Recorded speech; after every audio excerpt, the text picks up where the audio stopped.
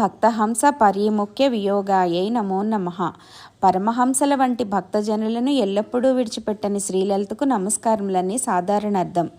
అమ్మకు దూరంగా ఉండకూడదు, లేదా అమ్మ మనల్ని విడిచిపెట్టకూడదు అంటే మనం పరమహంసలుగా మారిపోవాలని అర్థం చేసుకోవాలండి.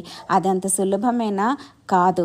అసలు మన ఉపాధులన్నింటినీ మానసికంగా దూరం చేసుకుని కేవలం అమ్మ మాత్రమే సత్యం, గమ్యం అని అర్థం చేసుకుని ఊపిరి తీసుకునే ప్రతి శ్వాస అమ్మ ఇచ్ఛానుసారమే అని తెలుసుకోగలిగి ఆ శ్వాసలోనే అమ్మ నామం తలుచుకోగలిగితే మనం పరమహంసలుగా మారిపోతామండి. నిరంతరం సచ్చిదానంద స్వరూపిణి కనసన్నలలో చేరిన సాధకుడు కూడా అమ్మ నామస్మరణతో ఆనందానుభూతులతో లయం కాగలుగుతారండి. అట్టి స్థితిని మనల్ని తీసుకువెళ్ళి ఆ స్థితికి మనం చేరుకునే వరకు తోడుండే లలితమ్మకు నమస్కారములని తెలియచేస్తున్నామండి.